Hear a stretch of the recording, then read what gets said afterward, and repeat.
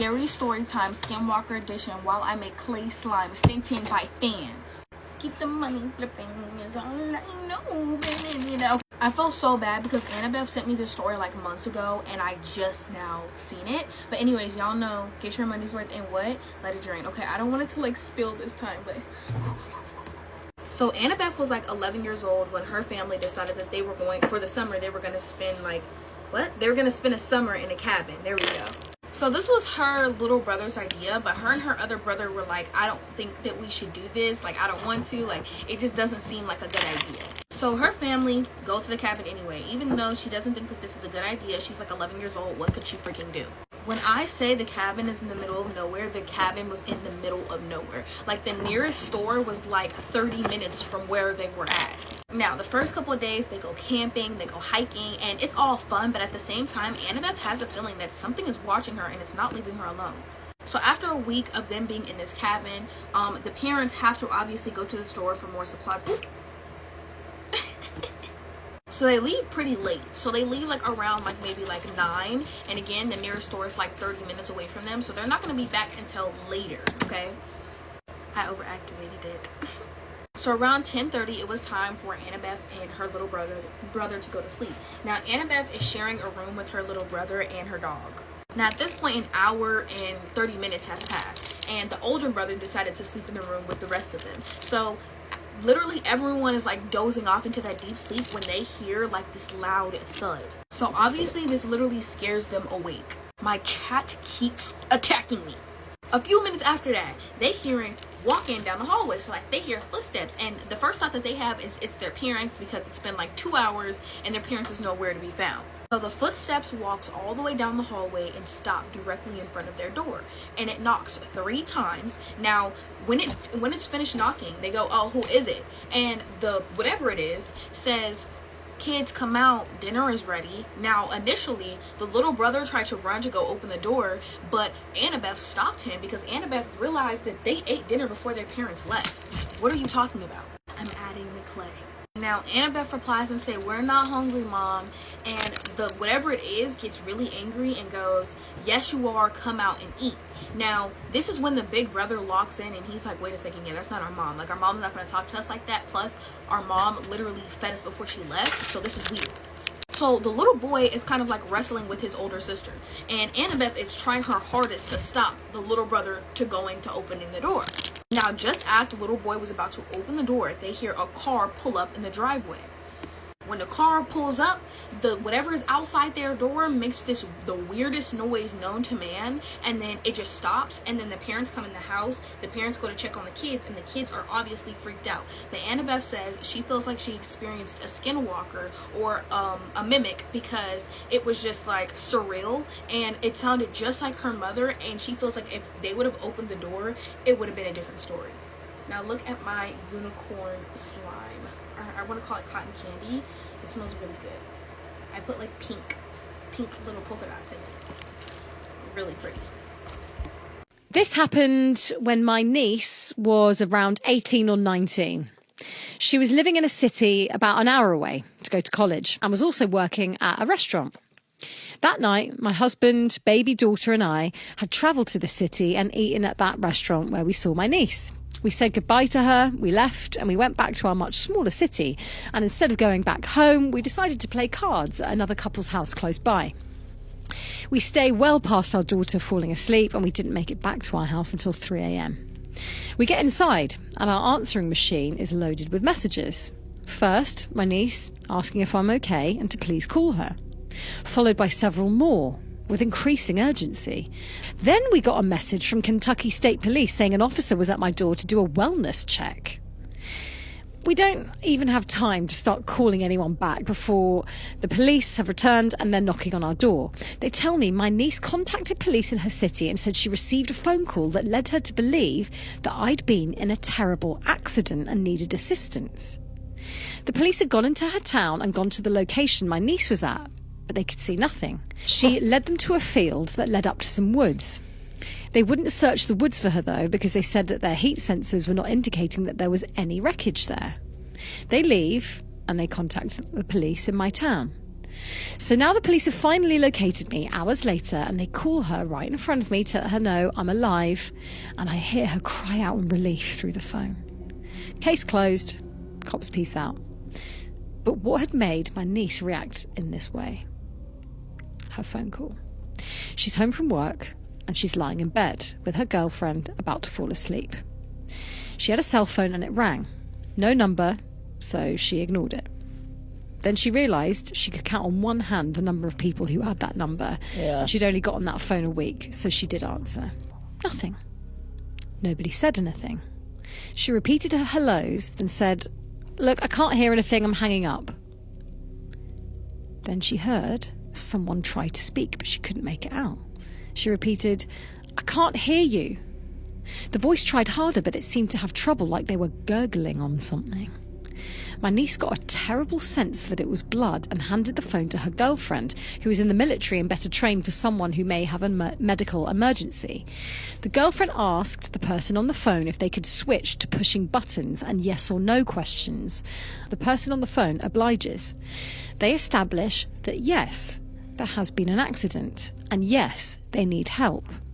The girlfriend is trying to get a location, but this yes-no stuff isn't getting it done. The voice starts trying to talk again, this time stronger.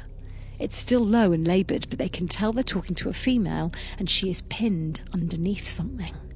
Through her faint speech and switching to tones anytime they could, they learn she was in a vehicle with a man and a baby. She can't tell where she is because she's trapped and it's dark.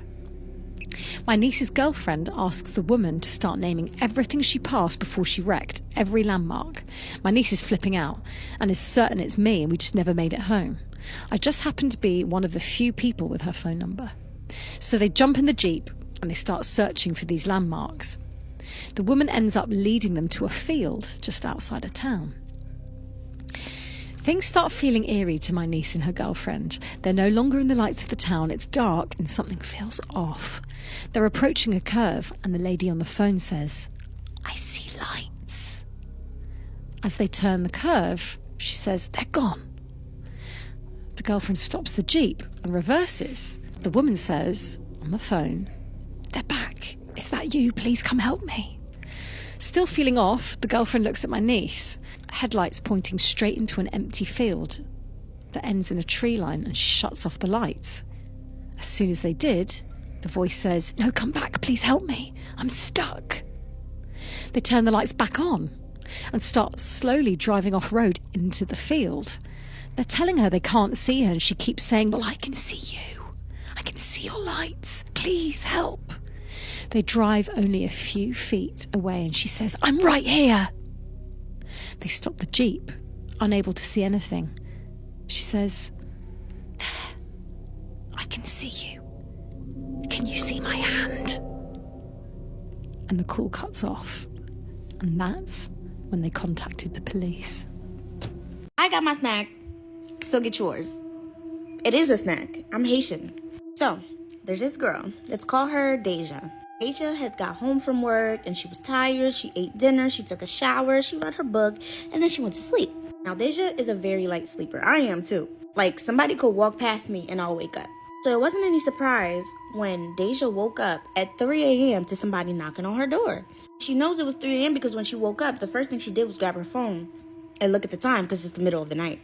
Deja's like, who the hell could be at my door at 3 a.m.? Deja also knows better, so she didn't open the door. She went and looked through the peephole, but no one was there. So she's like, am I bugging? Like, I could have sworn there was a knock that woke me up. And she sat there contemplating for a while if she's bugging or not, because she's not going to wake up for no reason. She's like, all right, forget this. I'm going back to bed. She goes back to bed. She lays down. And the moment her head touched that pillow, she heard the knock again. And so she sat up. She's like, am I tripping right now? And as she's questioning herself if she's tripping, she hears the knock again. She's like, okay, I'm not bugging because I heard it. So she went back to the door, looked through the peephole. There's still nobody there. Deja had this neighbor. Y'all know how everybody has that one neighbor that just knows everything? Like, that neighbor watches everything and just looks out. He's like the block's cop. So an idea crossed her head. She's like, maybe it's my neighbor, but I don't see anybody. And she's like, I feel like I should call my neighbor to see if my neighbor's up.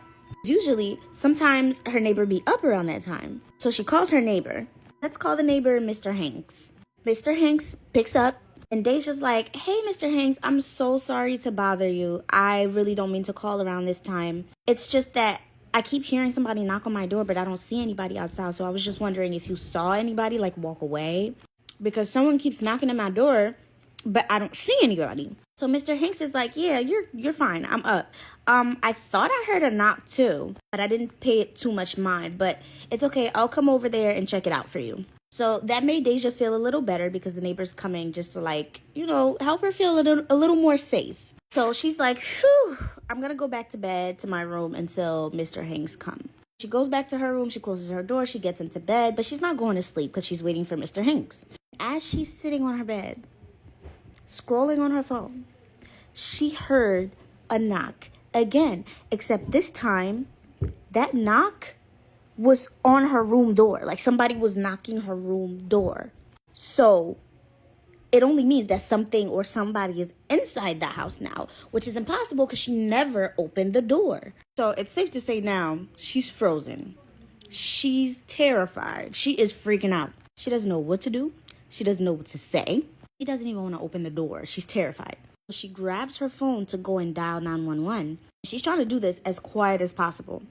And right when she was about to do that, her window, somebody started knocking on her window. And it's the window, so it's clear. She can see nobody's there. So she immediately drops to her knees and starts praying because she doesn't know what to do. What is she going to say to the 911 operator? What's she going to say? There's a ghost knocking on my door? There's a ghost knocking on my window? Please come check it out. Like, she don't know what to do. As she's in front of her bed, on her knees, praying, she sees something under her bed. Now, Deja's a very clean person. She doesn't keep, like, she's very clean. She's like a germ freak. So when she saw something under her bed, she's like, impossible. And the way that the thing was, like, the way it was placed, it was as if somebody planted it there. So she goes under her bed. She reaches for whatever that she saw. She pulls it out. And it's the underwear of the person she last had sexual relations with. It was his boxers. And not only was it his boxers, when she touched it, it was oily. As if, like, the boxers had oil on it. And it was, like, wrapped. Like, as in, like, a small little ball so that it can be hidden. And when she opened the underwear, there were herbs inside. Herbs. The Haitian came out of me and I said herbs, but you get it.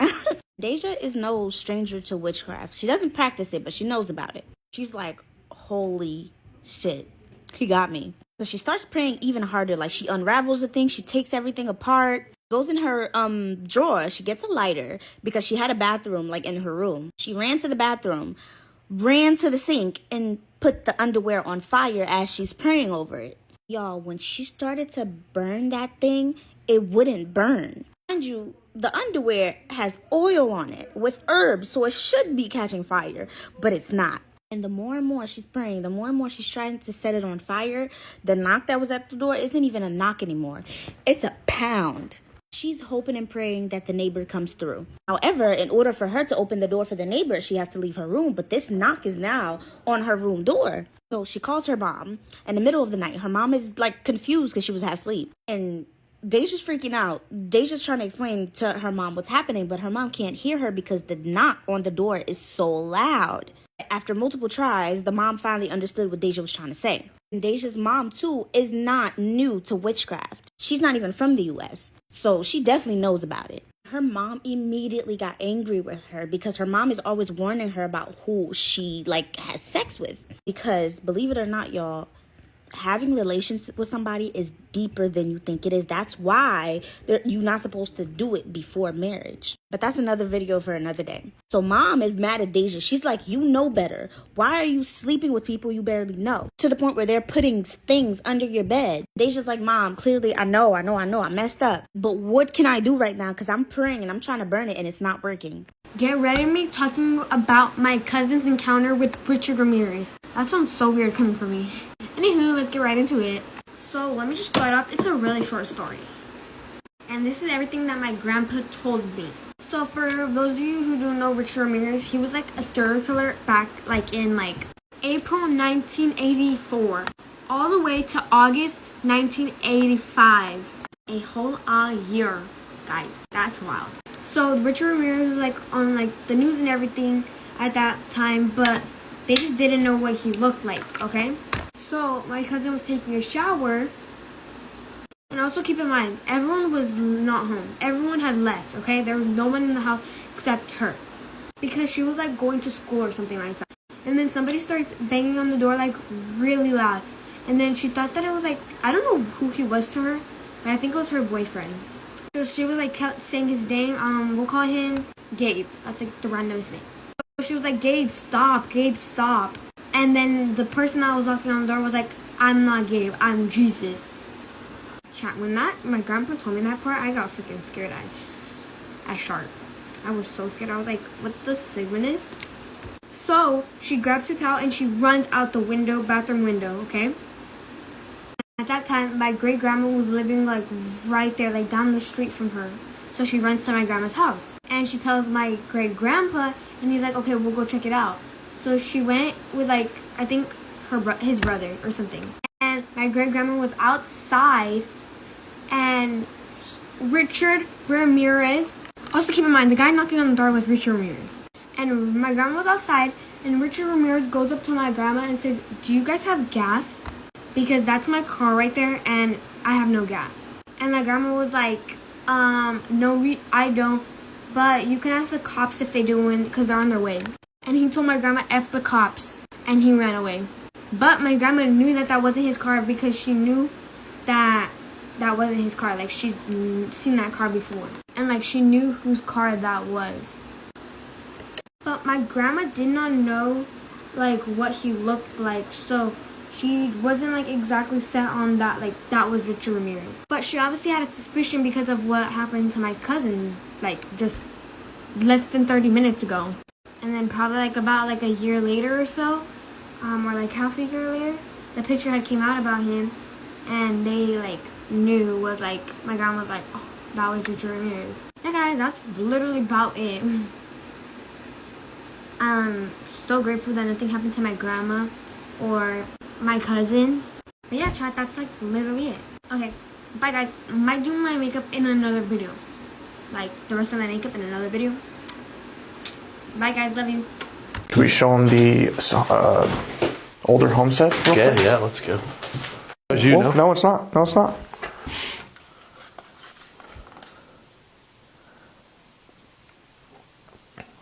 Was that you? Yeah, that's on either side. It went to both. Yeah. I have a real life horror story to share, so buckle up. This story is 100% real. There are police reports and posts on Nextdoor to prove it. And it's not from a movie, and it's not from a book. It is my real life. So a few years ago, I moved back to my hometown. It's super small. It's super sleepy. There's like 4,000 people. And it's kind of the type of place where there's not a lot going on. And if you're like, Ellen, why would you do that? Money. A couple that I know was like renting a tiny house. It was so cheap. And they were like, hey, if you want to move in, like you've got the place. And I was like, great, I'll save some money. So I move in, and like literally a couple days into living there, I start to feel like somebody is watching me. Like in my house, around my house, working in my little yard. Things just felt very off. And spoiler alert, like ladies, if you have this feeling, anyone, if you have this feeling, please listen to it. Okay, so 2 pieces of context that you need like super quick to understand how insane this story is and how creepy this gets. Because if you consume true crime content, unfortunately, you are in the right place. Couple pieces of context that you need to understand how scary and creepy this is. So the property was divided into sections. The couple that lived in the main house were renting to me. So they lived in the main house. They had their own yard, their own entrance and exit, like kept to themselves. My space was the tiny house in the back, and I had my own tiny postage stamp of a yard. I had my own gate, and I parked my car right outside my gate so I could just get in there and just go to work. I kept to myself. No one knew that I lived there. So not only did this place kind of creep me out, but I started smelling cigarette smoke like 4 days into living there. Like, it was evening, I was kind of winding down, getting ready for bed, and I would smell it, and it was so strong, it was like someone was in the room with me. And because I'm a rational person, I was like, it's probably the couple in the main house. Like, one of them went outside to smoke, hiding it from the other one, and it's just kind of wafting into my room. And stay with me because this is about to get completely unhinged. I should also add that sometimes my dog would like bark or growl, and I have to confess, you guys, I like shushed her a little bit because we had just moved in, and I was like, you know, there's a lot of unfamiliar sounds. We used to live in the country. I was like, you probably just like hear people going about their lives and you're being like a little bit dramatic about it, and we can't bark at everything. I have regrets. You're the best. So then comes the fateful night when my dog indicates that she has to go out to go to the bathroom, and I smell the cigarette smoke again, and I'm just like, 2 for 1, I'm gonna go outside with her and just gently call over the fence and just be like, hey, couple who lives in the main house, like, can you not smoke right outside here, because like it's kind of wafting over the fence and into my bedroom, and it's super strong. And I'm like, tonight's the night. We are having a conversation about it. So I let myself out the front door, no shoes, no pants, no phone, and I see a man in my yard, and he is looking in my bedroom window and he's smoking. So before I tell you how I respond to this, if you've ever been in an emergency situation and had like a weird response, I would love to hear about it, because when people are in shock, when we're in disbelief, we just don't react the way that one might think. Sometimes it's not like super rational, you know? Now I have the gift of hindsight to look back and think of all the things I would have, could have, should have done, but I didn't have that at the time. I was really just like a girl with no pants and no shoes and no phone and no gun. And no security system, which like since then I have changed. So I responded in a weird way. I like called out, hey, as if like he was a friend of mine who was just dropping by and forgot to text, because I thought like, there's no way this is a stranger. Like, he must be like lost, like he went to the wrong house, or like a friend or a friend's partner who's like dropping off a book for me, or like dropping off some apples from their tree. Like, I truly live in Delulu land, you guys. You have no idea. But no, quickly I realized that this was a stranger, and he was in my yard and he was watching me. So he sees me, and he's clearly on drugs because his reaction is super slow, and he turns around and like takes off, but he's like not very fast. And I instinctively take off after him, as any completely irrational person would do. Like, what am I gonna do if I catch him? And I'm running through the dark alley with no shoes on, stepping on like pine cones and pine needles and stuff. And he gets away, because of course he does. And then I'm standing in a dark alley, like for what feels like 10 minutes, which is probably like 10 seconds.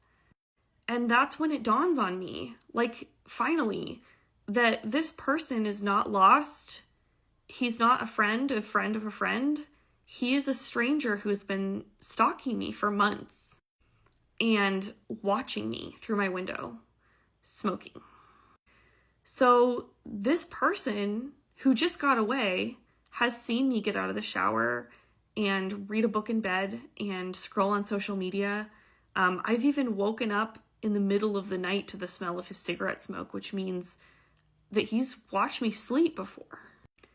And this is all too much for my brain to comprehend. So I just stood there, you guys. And then I'm like, I have to call the police. Like, this is an actual emergency that actually just happened. Like, I have to call the police. So I go back into my little tiny home and I find my cell phone, And I just sit on the bed, sweating and shaking, and trying to convince myself that this was a real thing that really just happened and I did not make it up. I didn't imagine it. So I call the police and they're very nonchalant for some reason. I'm like, would you be this nonchalant if this was you or like your partner or your family? Because I hope not. And this person is a neighbor of mine. And you know that's true because like it's not random that 4 days after I moved in, I started smelling cigarette smoke outside of my house. I am confronted with the knowledge that like this person is very close to me and has been for like a while.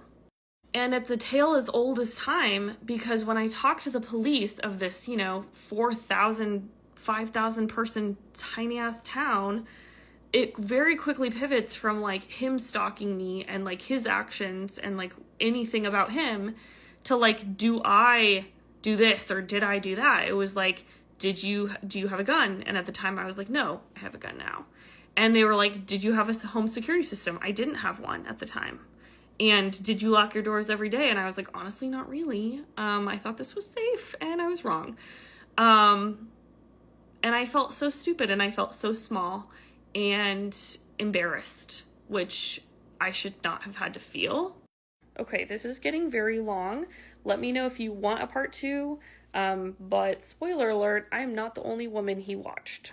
This is honestly probably my most requested case to date. 19-year-old Jessica Chambers was found walking out of the woods, her entire body in flames, clinging to life. Jessica was born in 1995 in a tiny Mississippi town called Cortland, and I mean tiny, only around 500 people lived there, and it was the kind of small town where everyone did know everyone, but not the kind of town where people left their doors unlocked and everyone felt safe, because crime was common in that town. And a lot of people had a criminal record for minor things, major things, and one of those people included Jessica's biological dad, who once went to prison but was later released and got a job as a mechanic. When Jessica was little, only 3 years old, her parents got divorced, her dad got remarried, Jessica stayed living with her mom, and she ended up gaining a lot of step siblings. Jessica has been described as a very smart girl. She was also a cheerleader and she was really close to her older brother Ben, but tragically, in 2012, while she was still in high school, Jessica lost her brother Ben in a horrible car accident. After that, when she was in high school, Jessica started hanging out with the wrong people, with the wrong crowd. She ended up getting arrested for selling Mary Jane, and at one point she also started dating a guy who was in prison, 28-year-old Travis Sanford. But even with all of that, Jessica was truly such a loved person. Her friends adored her, her family cared about her so much, and she was overall just the kind of girl that people liked. Now fast forward to December 6th of 2014. That day, Jessica told her mom that she was going to go to the gas station to get gas and said she would be right back. That was around 5 p.m. But Jessica never came back, and her mom started texting her after hours had passed, making jokes saying, "What did you do? Drive to Memphis?" But Jessica was not answering. Her mom called her. It went straight to voicemail. Her mom called her again, and this time she did pick up and said that she would be back very soon to clean her room. But something was off about that phone call. Her voice was so quiet, and in the background of the call, it was just strangely quiet as well. And then at 8:07 p.m., 911 receives a call of 2 men that were driving by calling to report a burning car. Firefighters showed up within minutes, and what they saw was scarring. They were all standing around the scene looking at this car up in flames, and out of the woods, all of a sudden, a girl starts walking out towards them in a terrible condition. She was burned from head to toe. All of her skin was charred. Her hair was gone. One firefighter by the name of Cole rushed to the girl and wrapped her up in a blanket. The girl collapsed near the truck and whispered something like, "Help me." The firefighter asked for her name and then says, "Who did this to you?" And the girl is trying to answer, but she's having such a hard time speaking. She's struggling so hard to get any kind of words out. It's so hard to understand her, but it sounds like she's saying something along like Eric, but then another firefighter says that it sounded more like Derek. And the girl keeps trying to say it more than once, but they cannot understand her. That girl was 19-year-old Jessica Chambers, and she was immediately life-flighted to a hospital in Memphis. When her parents found out and heard what happened to their daughter, they were horrified. Their stomachs sank when they learned that their daughter was in the hospital, and her mom was also confused because she had just been with Jessica. Jessica was only going to the gas station, so what happened? When her mom made it to the hospital, she ran into the room where Jessica was lying in. She wanted to be right next to her, but Jessica was barely clinging to life. Her mom could see how much pain she was in, and she leaned into Jessica, and in complete and utter devastation, she whispered to her, "It's okay, baby. We're here. If you need to go, you can go."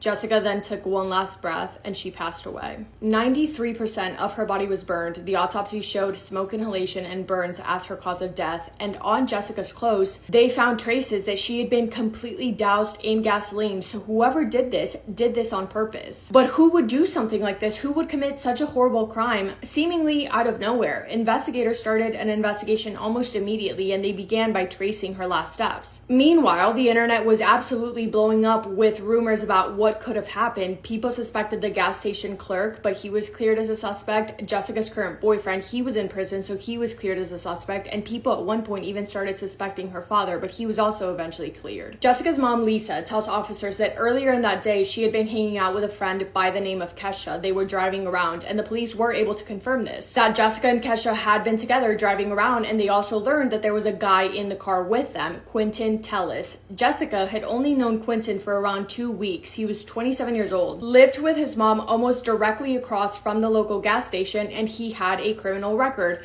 Burglary, jail time, you name it. So Quentin is brought in for questioning, and he says, yeah, I do know Jessica, but I don't really know her all that well. He confirms that he was in the car driving around with them, but then says that Jessica just dropped him off, and then that was that. But then investigators recover Jessica's phone, and they figure out that her and Quentin had been texting in the days leading up to the terrible accident and the morning of the tragic day. One text message from Quentin to Jessica read, "I'm," to which Jessica responded, "Oh Lord."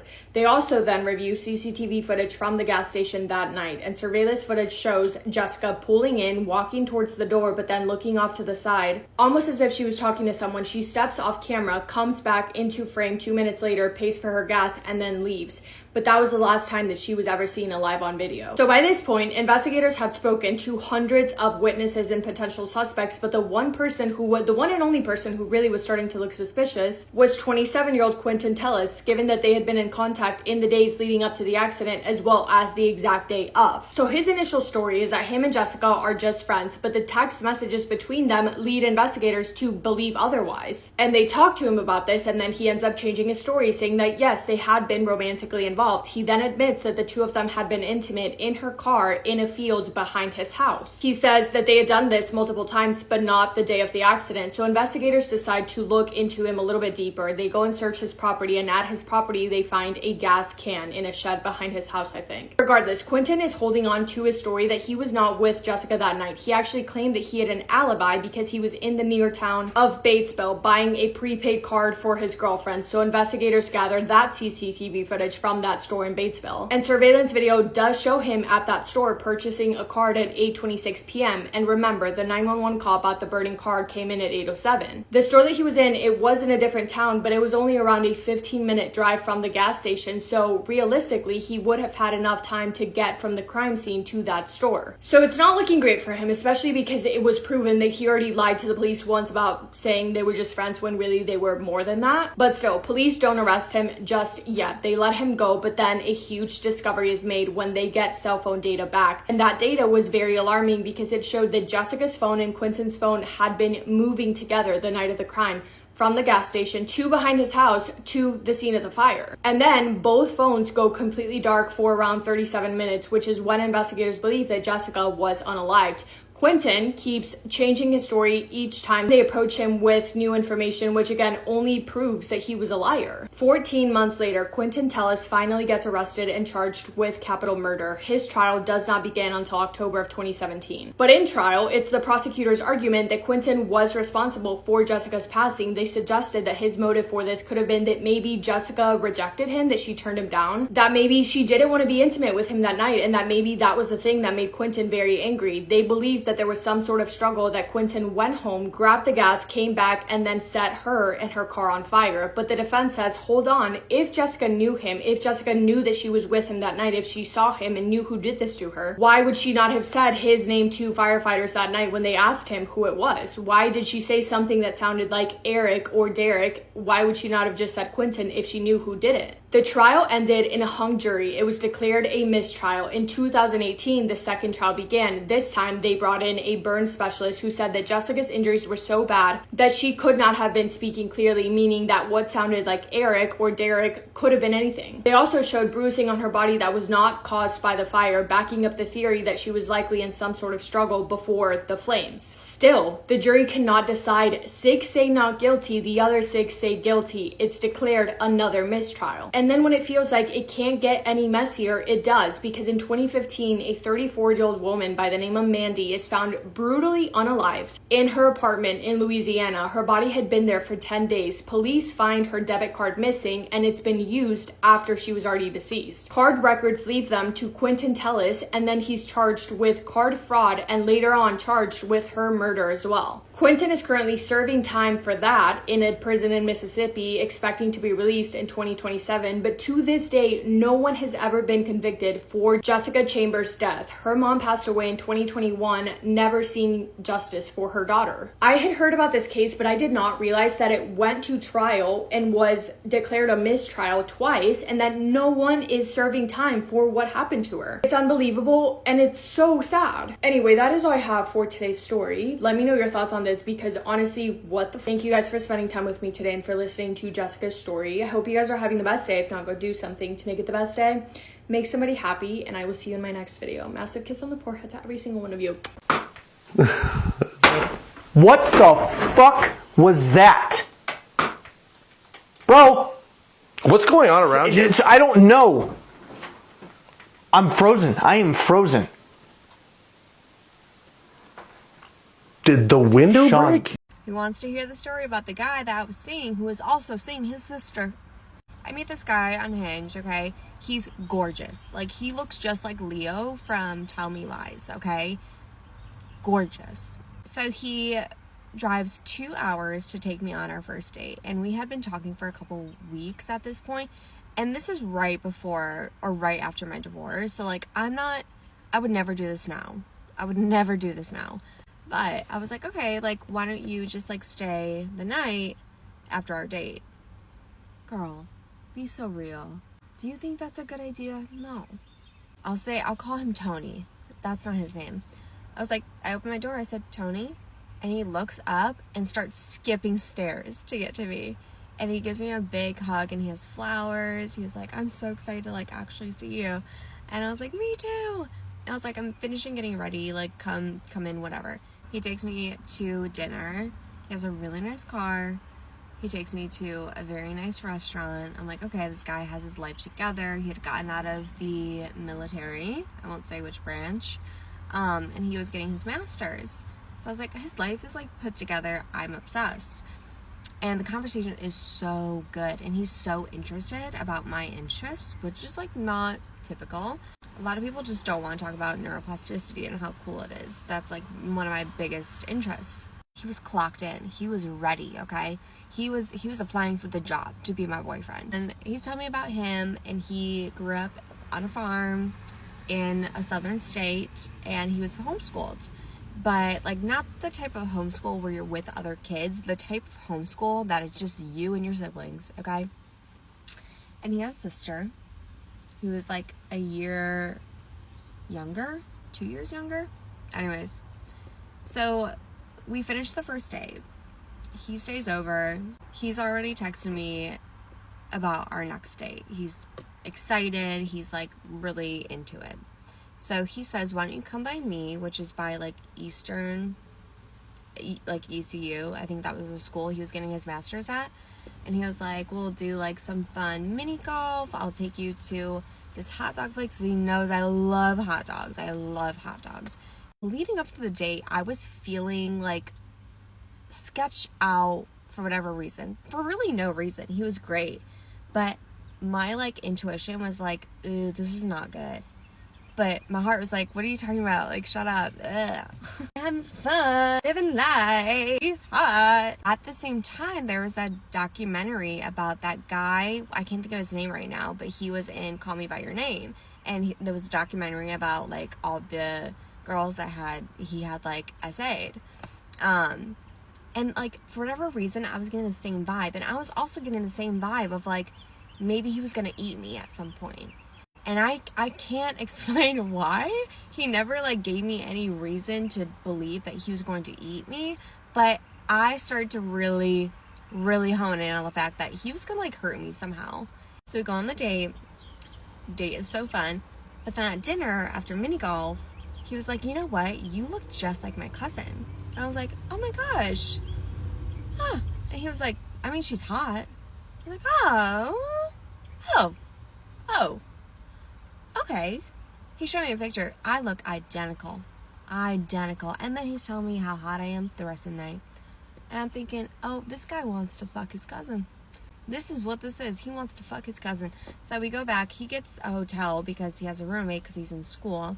He brings out things that I don't want. Wait, who are you doing that with? Because it ain't me. Like, dangerous things. Like for the bedroom? I was like, this isn't like, no. We started having like pillow talk, okay? We're getting really deep into conversation. And he reveals to me that when he was in like 3rd grade, him and his sister got really curious. I'm gonna throw up. Girl. And I was like, huh? What do you mean by that? What do you mean by that? What do you mean by that? And he like really gets into detail of what they did from 3rd grade to a couple of years ago. They were having a full-blown relationship. In that just that one way. Okay? I really hope y'all are picking up what I'm putting down, okay? Him and his sister had relations for years. And I'm fawning at this point because I'm like, I'm actually in danger. This is not good. I've been drinking. I can't drive home 2 hours.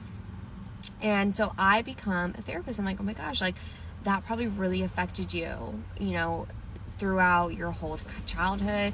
Like, do you think that's like brought into your adult like your life? Like, I'm trying to be a therapist, you know, and try to make him feel comfortable to just like keep talking. But I'm like, I really don't want to hear it, but what am I going to do? I got nowhere to go. So he tells me everything until we fall asleep. I'm driving home. He's calling me and he's just like, I had so much fun. Like, I love getting to know you. And I'm like, oh, yeah, me too. So much fun. But I was like, you know what? It feels like you don't really have a relationship with God. So like, I need that. And he was like, well, I also need someone that I can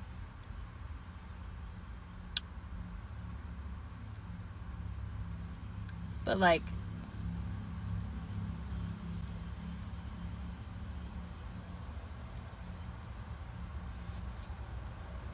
I said, yeah, and he's like, yeah, you just didn't seem into like all the things that I was into. Yeah, because I'm not. Because most people aren't. I'm not gonna yuck anyone's yum, but like yuck. Yucky. Yeah. No. Just because they look like Leo does not mean you should date them. No. Ugh. I'm so, like, honestly, this is embarrassing for me to tell. I've waited 2 years to tell this story. Because every time I try to, I'm like, ugh, this looks bad for me. Like, ugh. Well, let me know if you have any questions.